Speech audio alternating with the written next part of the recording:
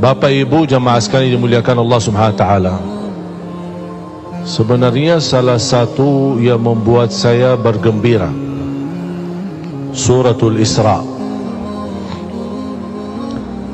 Suratul Isra mulai dari ayat 1 sampai ayat 7, 8, dan juga di ujung Suratul Isra mulai dari ayat 100, 101, 102 sampai terakhir 111.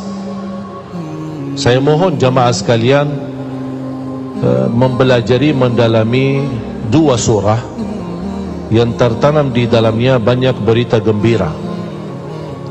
Pertama Suratul Isra, yang kedua Suratul Saf. Suratul Saf, karena juga di Suratul Saf Allah menceritakan, A'udzu billahi minasy syaithanir rajim, yuriduna liyutfi'u nurallahi biafwahihim wallahu mutimmu nurihi walau karihal kafirun. هو الذي أرسل رسوله بالهدى ودين الحق ليظهره على الدين كله walau karihal musyrikun. Allah Subhanahu wa taala memberikan jaminan, seberapapun upaya mulut mereka, perjuangan mereka, kekuatan mereka untuk membadamkan cahaya Islam pasti akan gagal.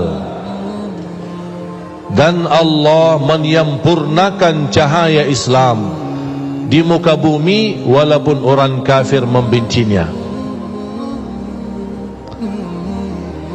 Jadi cerita di dalam Suratul Saf dan Suratul Isra, proses terwujud janji Allah memang keadaan yang terjadi di Palestina harus seperti itu.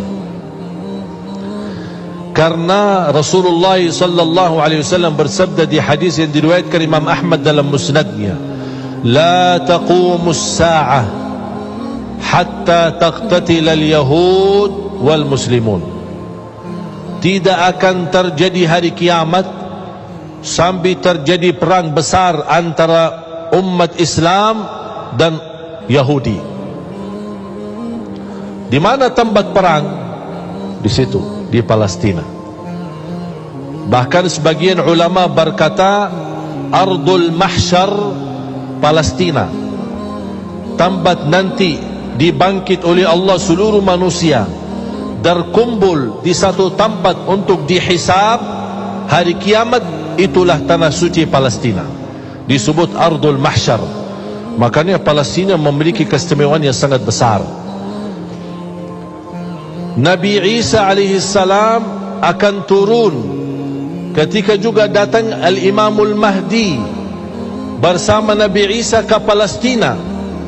Dan Nabi Isa justru mendorong Imam Mahdi untuk menimami umat Islam di saat itu. Karena Al-Imamul Mahdi adalah keturunan Nabi Muhammad SAW, bernama Muhammad Ibnu Abdillah, sama dengan nama Nabi kita Nabi Muhammad Ibnu Abdillah sallallahu alaihi wasallam. Berarti kalau akan terjadi perang besar, sampai kata Rasulullah SAW, hatta yakhtabi al-Yahudi, sampai orang Yahudi menyembunyikan dirinya, lari dari lapangan tamburan, takut menghadapi umat Islam, takut. Dia sembunyi di belakang pohon-pohon dan batu. Allah perintahkan pohon dan batu untuk berbicara. Pohon dan batu nanti di negeri Palestina akan berkata, hei orang Islam, hei orang Muslim, kesini, kemari, ada di belakangku orang Yahudi lagi sembunyi. Kata Rasulullah SAW, kecuali satu pohon bernama Al-Gharqad. Mengapa tidak bisa bicara pohon itu? Kata Rasulullah SAW, فَإِنَّهُ مِنْ شَجَرِ يَهُودِ, karena pohon itu adalah dari Yahud, yang ditanam oleh Yahudi. 3 minggu yang lalu saya berada di Palestina, dan saya sengaja keliling mencari pohon Al-Gharqad itu. Ada enggak? Ternyata ada, dan diberi perhatian oleh pemerintah Israel di sana, dan ditanam banyak. Oh, ternyata mereka tahu kebenaran Islam. Kalau tidak percaya, buat apa dia tanam pohon itu? Buat dipakai untuk membela dirinya. Dan tidak akan mungkin terjadi perang besar umat Islam menghadapi Yahudi kecuali kalau mereka semua terkumpul. Nanti di saat itu, kumpul dari negara mana? Datang berhijrah ke tanah suci Palestina. Memang ujiannya, penerbangannya apa? Diambil rumah kita, penerbangannya dikuasai masjid kita, penerbangannya dibunuh anak kita. Itu semua penerbangan. Buat apa? Supaya mereka terkumpul di situ. Semua Yahudi dari seluruh dunia kumpul di sana. Kalau sudah terkumpul, tidak ada yang tersisa di luar, terjadilah perang besar. Karena umat Islam nanti akan mampu menghabiskan semua Yahudi. Tidak ada satu Yahudi pun yang akan hidup di muka bumi. Berarti ujian jamaah sekalian yang kita ada di Palestina memang proses ujian yang ujung-ujungnya akan kembali kekuasaannya umat Islam. Allah punya hikmah. Allah tidak mungkin suka kezaliman. Allah tidak mungkin membiarkan pembunuhan dan tumpahan darah di mana-mana, apalagi tanah suci Palestina.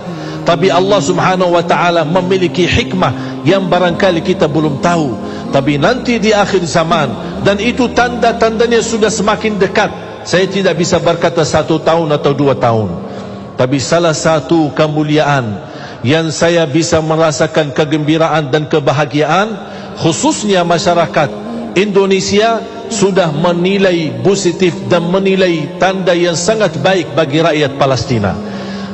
Rakyat Indonesia sudah bisa membanggakan dan mewakili umat Islam di seluruh dunia, membuat rakyat Palestina senang dan rakyat Palestina mau berjuang. Selama ini batah semangat karena tetangga lingkungan mereka, negeri Arab, tidak memberikan dukungan, apalagi pemerintah mereka. Tapi ternyata rakyat Indonesia mewakili umat Islam sedunia untuk memberikan perhatian dan perjuangan, membuat rakyat Palestina berterima kasih banyak kepada rakyat Indonesia. Dan ini menurut saya kemenangan yang sangat luar biasa yang kita dapatkan, yang tidak dirasakan oleh orang lain.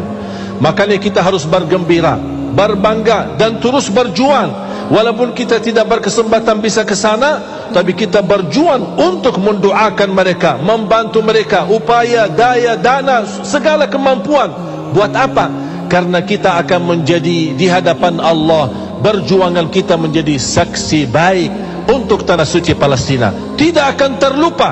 Ketika saya ke sana, saya menyebutkan diri saya bukan dari Madinah, tapi saya sebut diri saya dari Indonesia. Langsung oleh orang masyarakat Palestina dan di Masjidil Aqsa, Masya Allah Indonesia, I like Indonesia, saya suka Indonesia.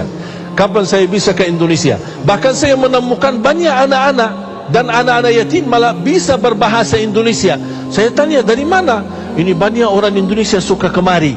Saya bertanya sama dubes Indonesia yang berada di Jordan, Amman. Beliau berkata setiap tahun berkunjungan dari Indonesia ke Palestina 70.000. Saya bilang insya-Allah ke depan jangankan 70.000, insya-Allah 7 juta dari Indonesia akan berkunjung ke sana.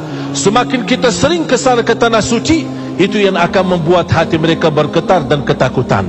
Kita hanya bisa membela dan membantu mereka dengan kita silaturahim, kita doakan dan kita membantu. Semoga insya-Allah ini amalan kita semua menjadi saksi baik di hadapan Allah Subhanahu wa taala.